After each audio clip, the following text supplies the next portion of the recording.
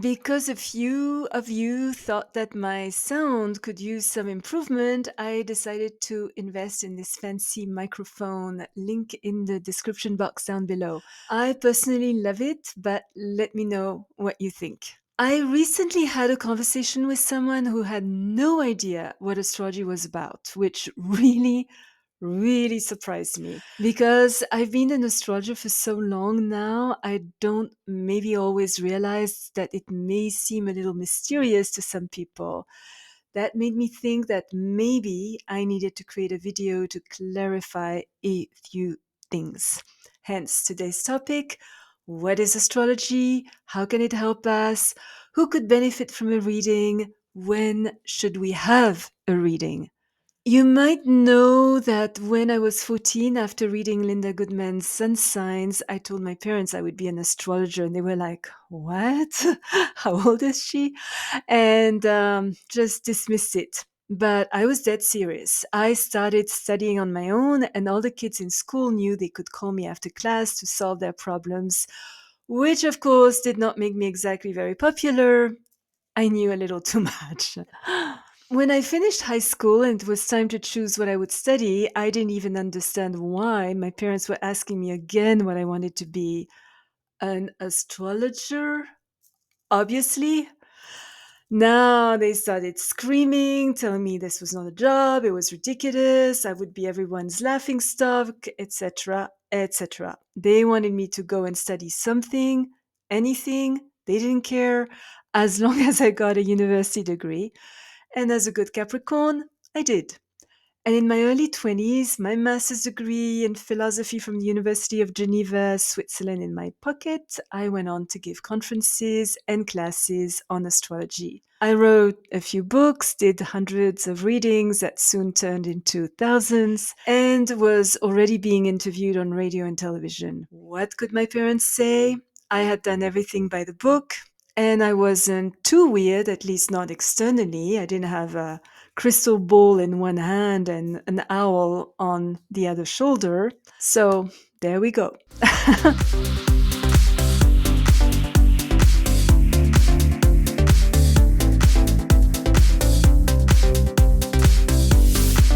How was astrology born? Since the beginning of time, we have wanted to understand ourselves. Where do we come from? Where are we going? Why do we even exist? We have searched for signs to unravel the meaning of our life and have been concerned about our future. As we watched events unravel, we noticed that the planetary movements seemed to mirror what was going on Earth.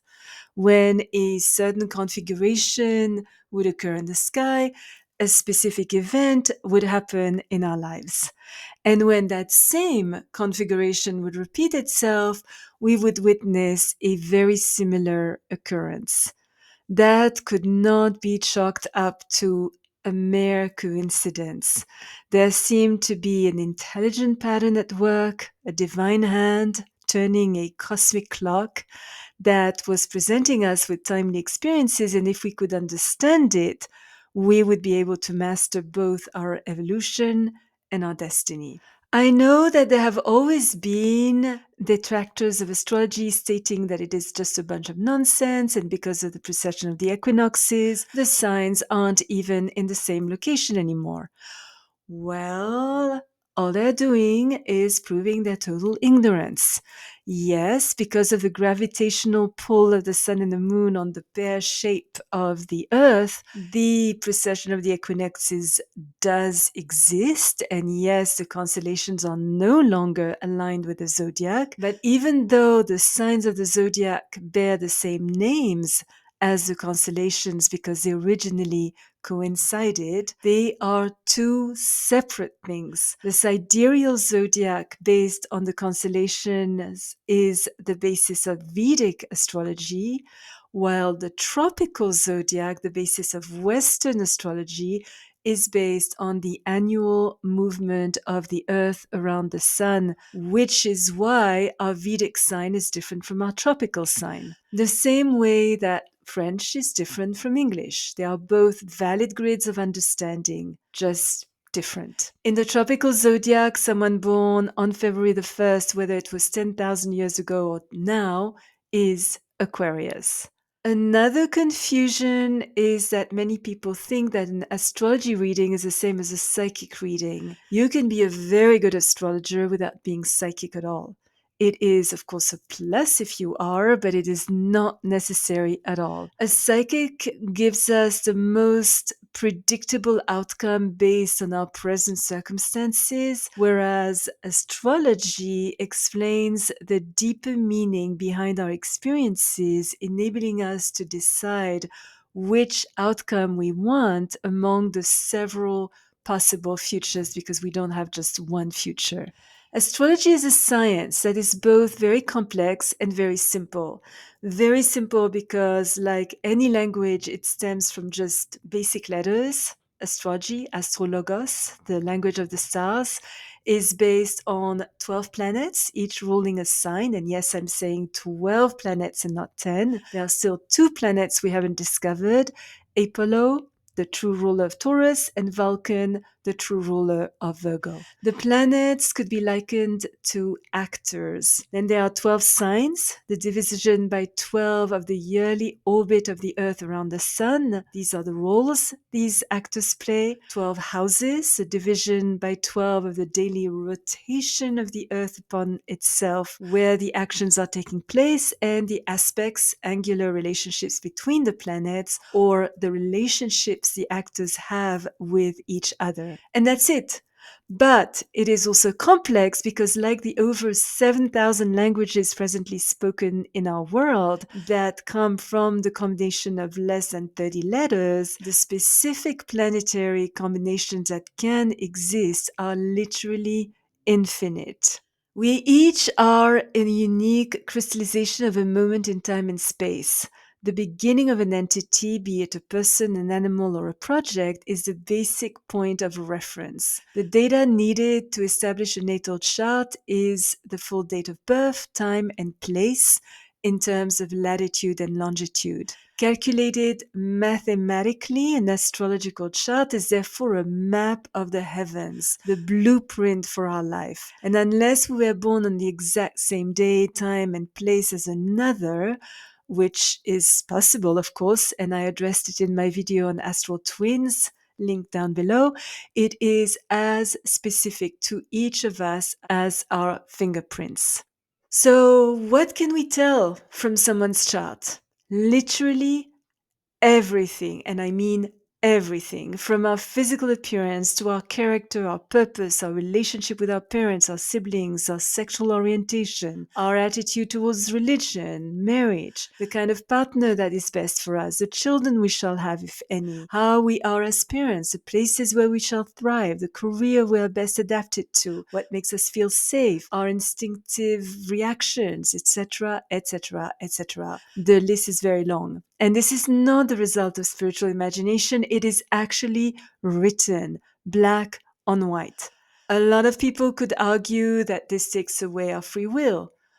On the contrary, by revealing our strengths and weaknesses, our gifts and talents, and the cycles we are in, it helps us understand better our potential and how to develop it to the fullest. Because astrology mirrors life, there are different kinds of astrologies. For example, mundane astrology, which maps the basic cultural characteristics of countries and their development economically, politically, their foreign affairs, changes in leadership, etc.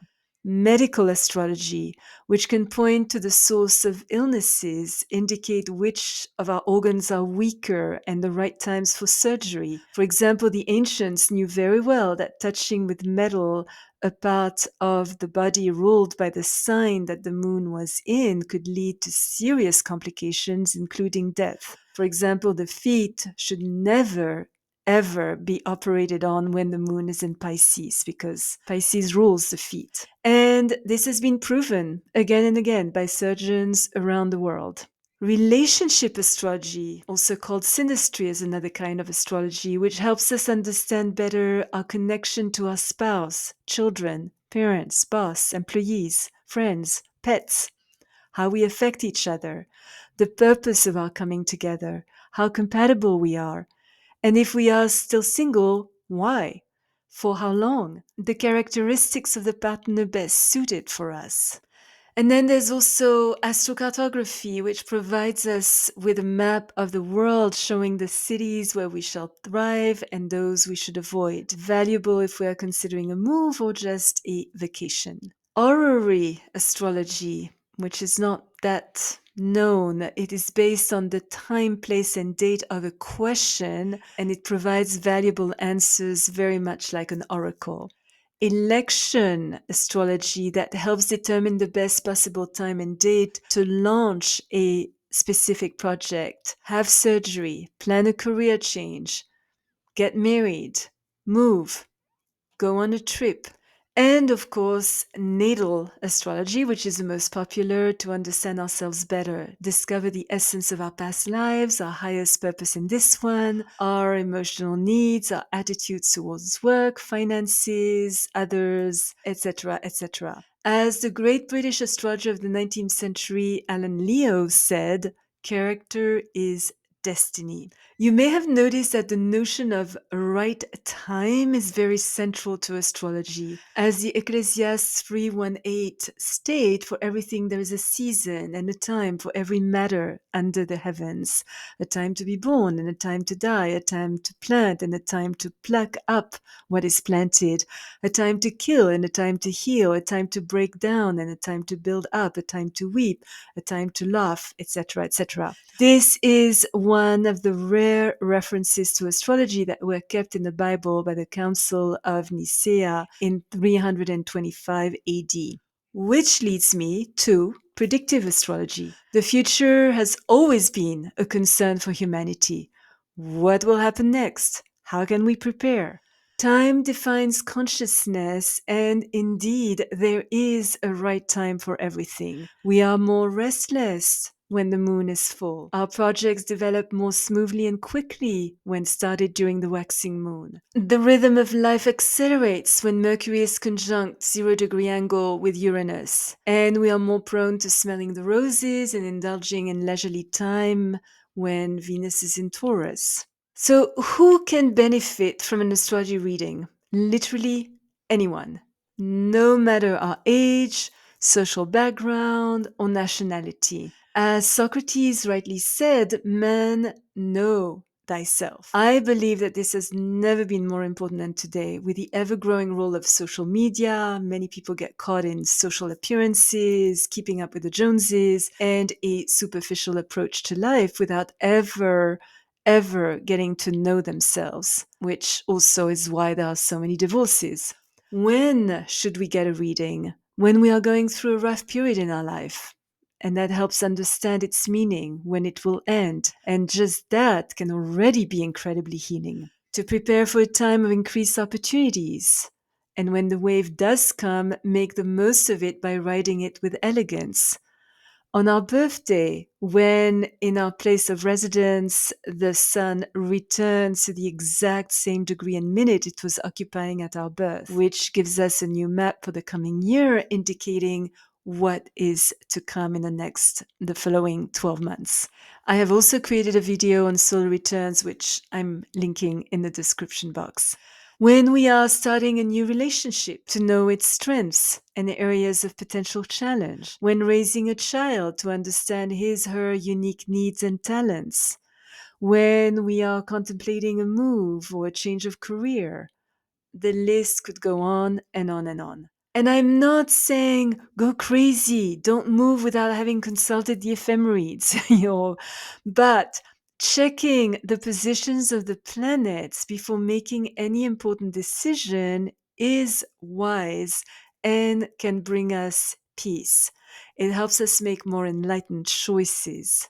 Astrology is really as vast as life, an incredible tool of self-knowledge that can help us lead a better, happier, more successful life while fulfilling our highest destiny. I feel that an astrology reading is one of, if not the most important tool for personal empowerment. It is comparable to studying a map to figure out the fastest and most efficient route for reaching a given address, while giving us the opportunity to also enjoy scenic and cultural points of interest along the way.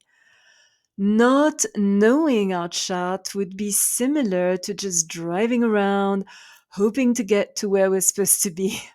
We may get lucky, but may also waste a valuable chance to purify our soul and reach the enlightenment, which I believe is the ultimate goal of life. So, I hope this clarified a few things for you. If you are already subscribed to my channel, thank you so much. Your comments are always appreciated. I hope you enjoyed this video, and if you did, don't hesitate to place a thumbs up and hit the little bell to be notified when I upload a new video every Thursday and sometimes another one during the week. Remember, as always, choose your battles, walk in beauty. Thank you for watching. Until next time.